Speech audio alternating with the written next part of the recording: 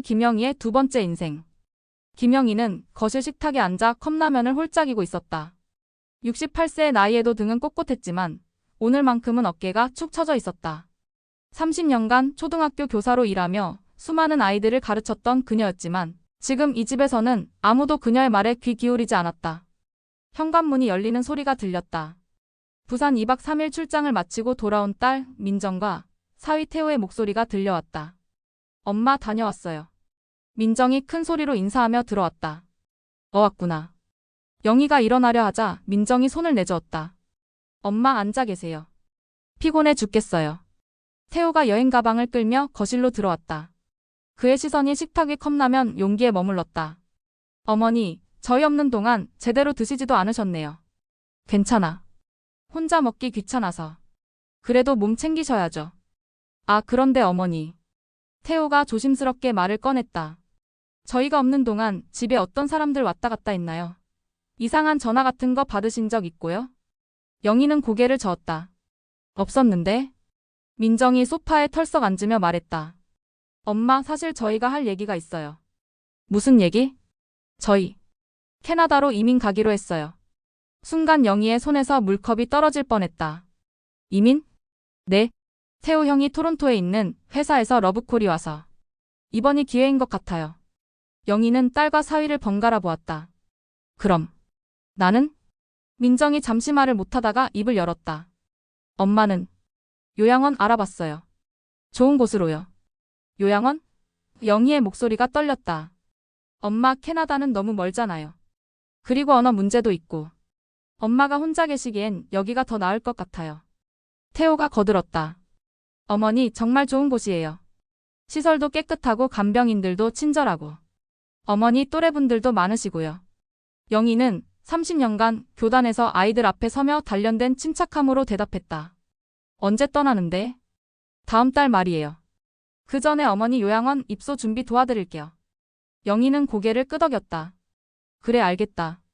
그 순간 영희는 마음속에서 무언가 단단히 다짐하고 있었다. 은퇴하기 전까지 영희의 하루는 규칙적이었다. 새벽 5시 30분 기상, 아침 준비, 출근. 30년간 5학년 담임을 맡으며 수백 명의 아이들을 만났다. 선생님, 오늘도 일찍 오셨네요. 동료 교사가 인사했다. 응, 아이들 오기 전에 준비할 게 많아서. 영희는 항상 교실을 깨끗이 정리하고 칠판에 오늘의 일정을 적어두었다. 아이들이 편안하게 공부할 수 있는 환경을 만드는 것이 그녀의 철칙이었다. 선생님, 숙제 검사해주세요. 아이들이 우르르 몰려들었다. 하나씩 차례대로 와. 선생님이 다 봐줄게.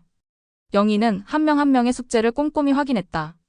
틀린 부분이 있으면 다시 설명해주고 잘한 부분은 크게 칭찬해주었다. 아이들에게는 인정받는 경험이 가장 소중하다고 생각했기 때문이다.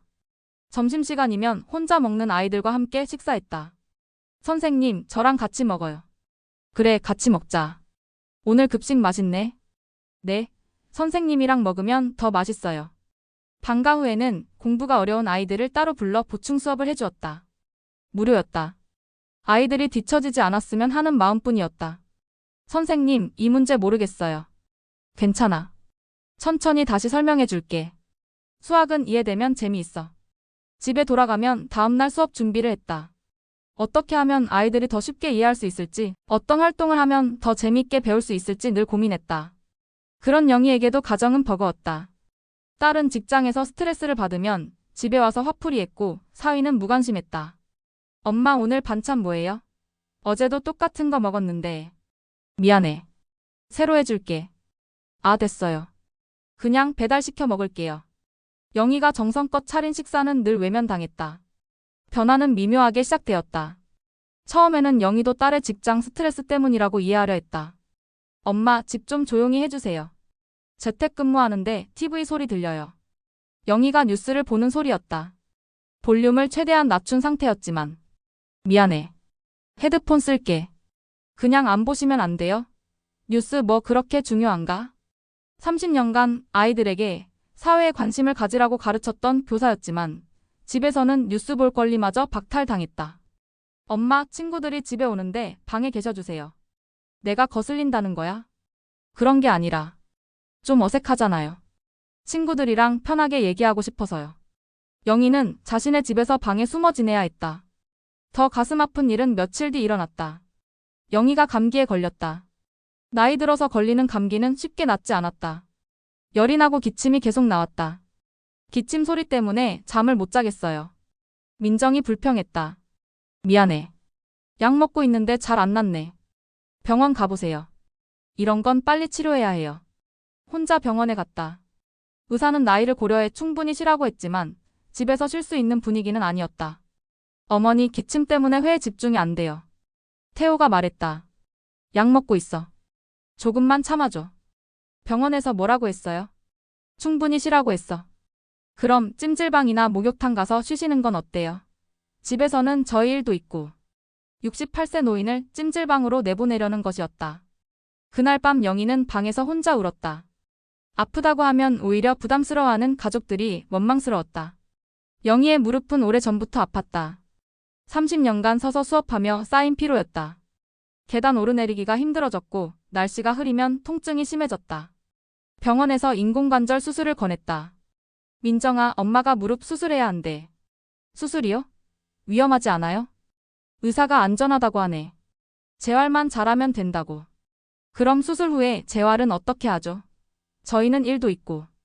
또 걱정하는 건 엄마의 건강이 아니라 자신들의 불편함이었다. 수술 당일 영희는 혼자 병원에 갔다.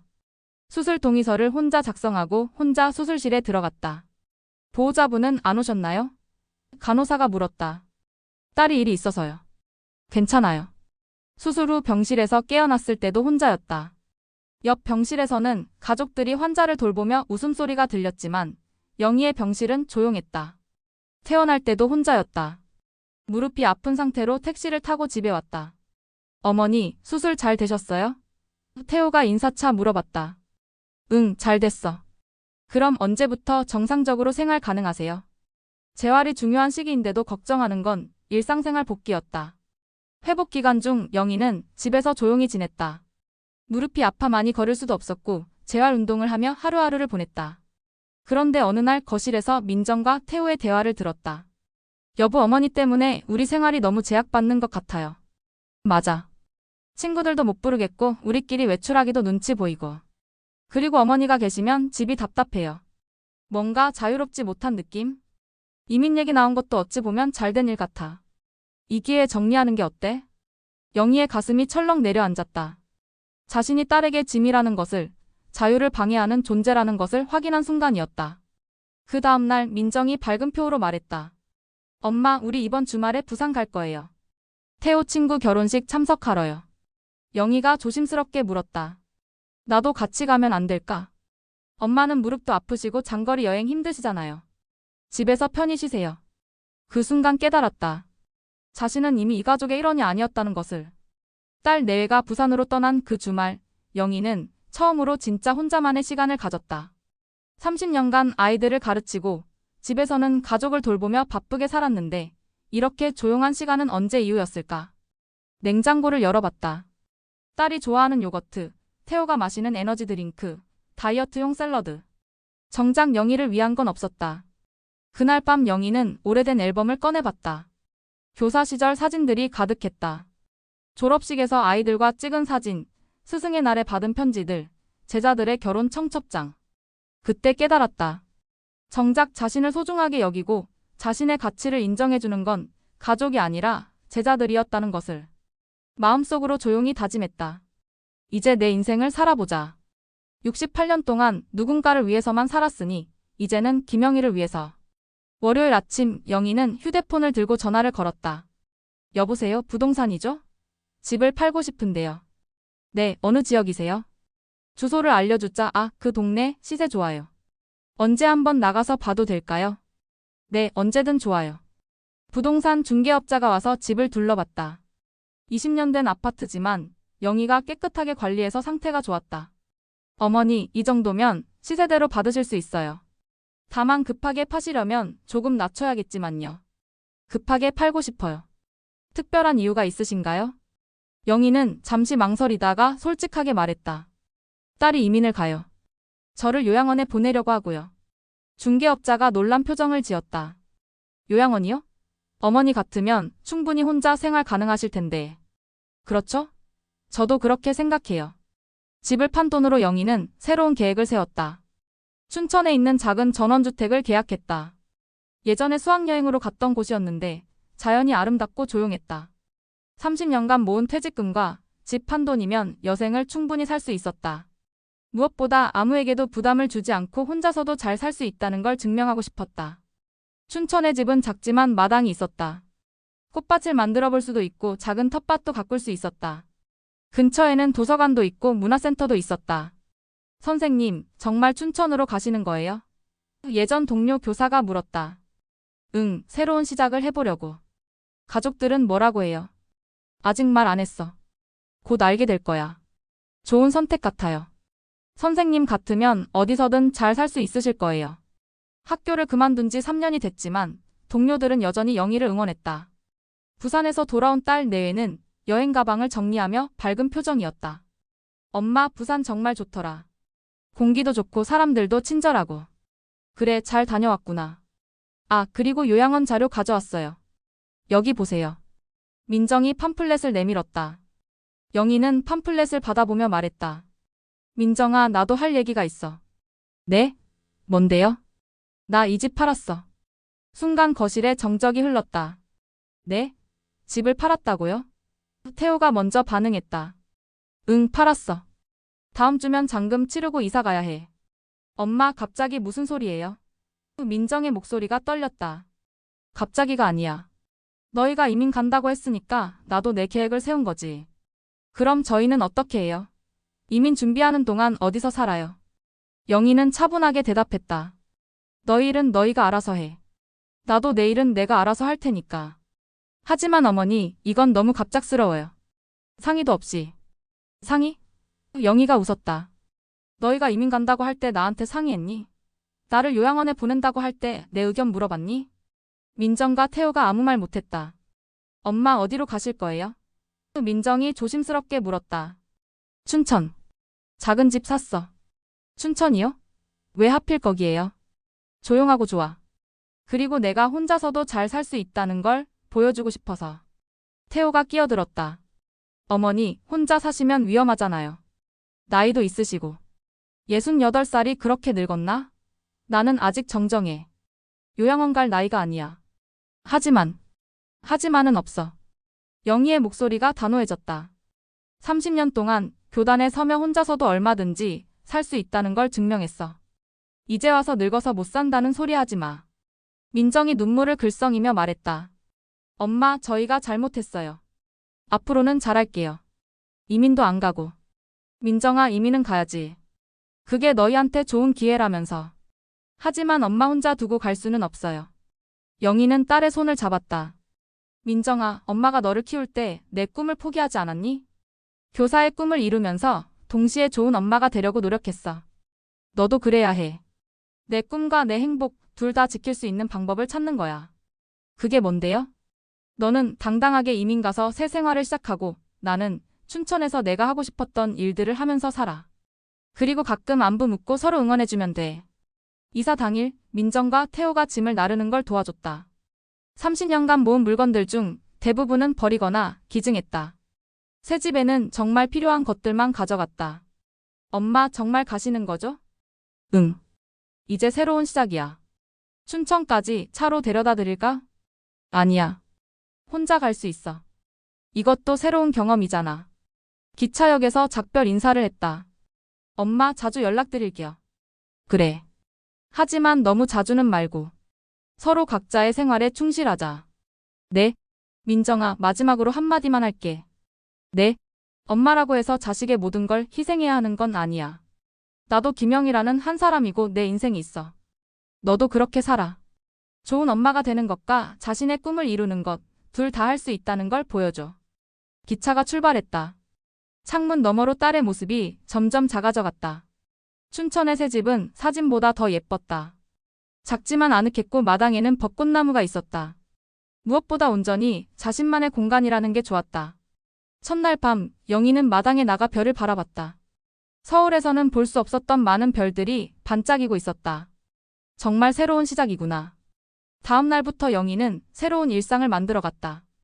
아침에는 근처 호수를 산책하고 오후에는 도서관에서 책을 읽었다. 저녁에는 작은 텃밭을 가꾸며 시간을 보냈다. 이웃들과도 금방 친해졌다. 새로 오신 분이시죠? 저는 옆집에 사는 박순자예요. 안녕하세요. 김영희입니다. 아, 선생님 출신이시라고 들었어요. 우리 동네에 지식인이 오셨네. 지식인은 무슨? 그냥 평범한 할머니예요. 겸손하시네. 우리 동네 독서 모임 같이 하실래요? 새로운 사람들, 새로운 취미, 새로운 일상. 모든 게 신선했다. 춘천에 온 지 3개월쯤 되었을 때 민정에게서 전화가 왔다. 엄마 안녕하세요. 응, 민정아. 잘 지내니? 네. 엄마는 어떠세요? 좋아. 여기 정말 좋다. 공기도 맑고 사람들도 친절하고. 혼자 계시는데 외롭지 않으세요? 전혀. 바쁠 정도야. 독서 모임도 하고 텃밭도 가꾸고 그림도 배우기 시작했어. 그림이요? 응. 항상 해보고 싶었는데 이제야 시간이 생겼네. 전화 너머로 민정의 한숨 소리가 들렸다. 엄마, 사실 제가 전화드린 이유가 뭔데? 이민 준비하면서 느끼는 건데 엄마 없이 새로운 곳에서 산다는 게 생각보다 무서워요. 영희는 미소를 지었다. 그래? 네. 그리고 엄마가 저희 없이도 이렇게 잘 지내신다는 게 어떨 때는 서운하기도 하고요. 민정아, 그게 정상이야. 부모와 자식은 서로 의존하는 관계가 아니라 각자 독립적인 존재로 살아가는 거야. 네가 캐나다에서 잘 적응하고 행복하게 사는 게 엄마한테는 가장 큰 기쁨이야. 하지만은 없어. 너는 당당하게 이민 가서 새 생활해. 그리고 가끔 안부나 전해줘. 그것만으로도 충분해. 영희가 춘천으로 간 지 6개월 후. 민정과 태호가 이민을 떠나기 일주일 전 춘천으로 찾아왔다. 엄마. 어머, 왜 미리 연락 안 하고 왔어? 깜짝 선물이에요. 이민 가기 전에 엄마 얼굴 보고 가려고요. 영희의 집을 둘러본 민정과 태호는 놀란 표정이었다. 엄마, 여기 정말 예쁘네요. 그치? 마당도 있고 저기 호수도 보이고. 텃밭도 하시네요. 응. 상추, 고추, 토마토 기르고 있어. 직접 기른 채소로 요리하니까 맛이 다르더라. 저녁을 함께 먹었다. 영희가 직접 기른 채소로 만든 비빔밥이었다. 엄마, 이거 정말 맛있어요. 태호가 말했다. 그래? 다행이네. 엄마, 정말 혼자서도 잘 지내시는 거 맞죠? 민정이 조심스럽게 물었다. 그럼. 여기 사람들도 좋고 할 일도 많고. 지루할 틈이 없어. 그럼 저희가 이민 가는 것도 괜찮으신 거죠? 영희는 딸의 손을 잡았다. 민정아, 엄마는 이제 진짜 행복해. 누구 눈치 보지 않고 내가 하고 싶은 일 하면서 살고 있어. 너도 그래야 해. 캐나다에서 네가 원하는 삶 살아. 그날 밤 민정이 영희와 함께 마당에 앉아 이야기했다. 엄마, 그때 저희가 정말 심했죠? 이제 와서 그런 얘기는 하지 말자. 아니에요. 말해야겠어요. 엄마를 요양원에 보내려고 했던 것 정말 죄송해요. 영희는 별을 바라보며 말했다. 민정아, 사람은 누구나 실수해. 중요한 건 깨닫는 거야. 너도 이제 깨달았고 나도 내 인생을 찾았으니까 됐어. 엄마는 정말 대단하세요. 68살에 새로운 시작을 하시다니. 나이는 숫자일 뿐이야. 마음이 젊으면 언제든 새로 시작할 수 있어. 민정과 태호가 캐나다로 떠났다. 인천공항에서 작별 인사를 했다. 엄마, 정말 잘 지내세요. 응, 너희도 잘 지내고. 새로운 땅에서 멋진 인생 만들어. 자주 영상통화할게요. 좋아. 하지만 너무 자주는 말고. 서로 바쁘게 살자.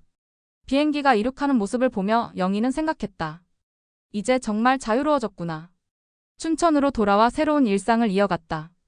그림 그리기에 푹 빠져 있었다. 호수 풍경, 마당의 꽃들, 텃밭의 채소들. 모든 게 그림의 소재가 되었다. 선생님, 그림 실력이 늘었네요. 그림 선생님이 칭찬했다. 감사해요. 이렇게 재밌는 줄 몰랐어요.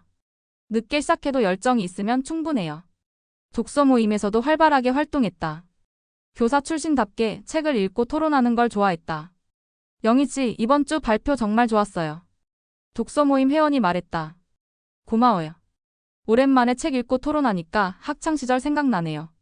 선생님 출신이라 그런지 정리를 정말 잘하세요. 새로운 사람들과의 만남, 새로운 취미, 새로운 도전. 68세에 시작한 두 번째 인생은 첫 번째 인생보다 더 알차고 행복했다. 춘천에 온 지 1년이 되었을 때 민정에게서 좋은 소식이 왔다. 엄마, 저 임신했어요. 정말? 축하해. 네, 이제 3개월 됐어요.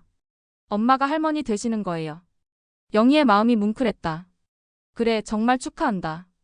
몸조리 잘해. 엄마 아기 낳으면 꼭 보여드릴게요. 한국 놀러 와서요. 그래, 기다릴게. 그런데 엄마 아기 낳고 기를 때 조언 좀 해주세요. 처음이라 너무 무서워요. 영희는 웃으며 대답했다. 민정아, 엄마가 되는 건 본능이야. 너도 잘할 수 있어. 그리고 무엇보다 내 아이를 키우면서도 내 꿈을 포기하지는 마. 네? 나처럼 말이야. 너를 키우면서도 교사의 꿈을 포기하지 않았잖아. 너도 그래야 해. 좋은 엄마가 되는 것과 자신의 인생을 사는 것, 둘 다 할 수 있어. 엄마, 감사해요. 그런 말씀 해주셔서. 통화를 마치고 영희는 마당에 나가 꽃들을 바라봤다. 봄이 와서 벚꽃이 만개해 있었다. 손주가 생기는구나. 기쁘기도 했지만 예전처럼 모든 걸 내려놓고 손주 돌봄에만 매달릴 생각은 없었다. 적당한 거리에서 사랑해주는 할머니가 되고 싶었다. 2년 차에는 더 큰 도전을 해봤다. 춘천에서 작은 그림 전시회를 열었다. 김영희 개인전 68세에 시작한 새로운 꿈. 포스터를 보며 영희는 가슴이 두근거렸다. 평생 교사로만 살아온 자신이 화가로서 전시회를 연다니. 선생님, 긴장되세요? 그림 선생님이 물었다. 네, 많이요. 하지만 설레기도 해요. 전시회 첫날, 생각보다 많은 사람들이 찾아왔다. 동네 이웃들, 독서 모임 친구들, 그리고 예상치 못한 손님들도 있었다. 선생님, 예전 제자들이 찾아왔다. 어머, 너희들이 어떻게? SNS에서 봤어요. 선생님이 화가가 되셨다고 해서 깜짝 놀랐어요. 선생님 그림 정말 예뻐요. 마음이 평화로워져요. 제자들의 칭찬을 들으며 영희는 눈물이 날 뻔했다. 30년 전 자신이 가르쳤던 아이들이 이제 어른이 되어 자신의 새로운 꿈을 응원해주는 것이 고마웠다. 선생님 정말 멋있어요. 나이는 정말 숫자일 뿐이네요. 고마워. 너희들이 와줘서 더 기뻐. 민정이 아이를 낳고 3개월이 되었을 때 한국에 놀러 왔다. 엄마, 어서 와. 우리 손주 보자. 작은 아기를 보는 순간 영희의 마음이 녹았다. 하지만 예전처럼 모든 걸 내려놓고 육아에만 매달릴 생각은 없었다. 엄마, 아기 봐주실 수 있어요? 잠깐 마트 좀 갔다 올게요. 그래, 다녀와. 하지만 민정이 돌아온 후 영희는 분명히 말했다. 민정아, 아기는 내가 키우는 거야. 엄마는 도와줄 뿐이야. 네? 왜요? 나는 이제 내 인생이 있어. 네가 어릴 때처럼 모든 걸 포기하고 손주만 돌볼 수는 없어. 하지만은 없어. 대신 진짜 필요할 때는 언제든 도와줄게. 하지만 일상적인 육아는 내 몫이야. 민정은 처음에 당황했지만 곧 이해했다. 엄마가 맞아요. 제가 해야죠. 그래. 그리고 아기 키우면서도 내 일은 포기하지 마. 캐나다에서 하던 일 계속해. 네, 알겠어요. 민정 가족이 캐나다로 돌아간 후 영희는 더욱 자유로워졌다. 손주가 생겼지만 육아에 얽매이지 않았고 딸이 독립적으로 자신의 삶을 살아가는 모습을 보니 뿌듯했다. 3년 차에는 새로운 도전을 해봤다. 동네 아이들을 대상으로 한 무료 학습 봉사를 시작했다. 할머니, 이 문제 모르겠어요. 그래? 할머니가 설명해 줄게. 30년간 쌓인 교사로서의 경험이 빛을 발했다. 아이들은 영희의 수업을 좋아했다. 영희 선생님 감사해요. 우리 아이가 공부를 재미있어해요. 학부모들이 고마워했다. 괜찮아요. 나도 즐겁거든요. 새로운 일, 새로운 사람들, 새로운 보람. 70세가 된 영희의 인생은 오히려 더 풍요로워졌다. 춘천에 온 지 3년이 되었다. 영희는 완전히 다른 사람이 되어 있었다.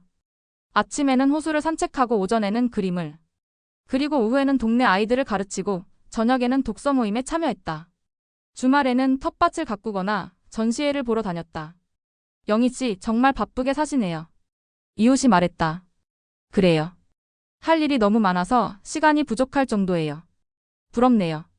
저도 그렇게 활기차게 살고 싶어요. 민정은 이제 한 달에 1번 정도 안부 전화를 했다. 서로 적당한 거리를 유지하면서도 따뜻한 관계를 이어가고 있었다. 엄마 잘 지내세요? 응, 너무 바빠서 시간 가는 줄 모르겠어. 저도 여기서 직장 구했어요. 육아와 일을 병행하고 있어요. 잘했어. 그게 맞아. 엄마 덕분에 저도 독립적으로 살 수 있게 된 것 같아요. 그래야지. 서로 의존하지 말고 각자 잘 살자. 어느 날 저녁, 영희는 마당에 앉아 일기를 썼다. 오늘도 충실한 하루였다. 오전에는 새로운 그림을 완성했고, 오후에는 아이들에게 수학을 가르쳤다. 저녁에는 독서 모임에서 좋은 책에 대해 이야기를 나눴다. 71년을 살면서 지금이 가장 행복한 것 같다. 펜을 내려놓고 하늘을 바라봤다. 별들이 반짝이고 있었다. 68세에 시작한 두 번째 인생. 누구의 엄마도 누구의 할머니도 아닌 온전한 김영희로서의 삶. 이것이야말로 진짜 자유였다. 인생은 언제든 새로 시작할 수 있다.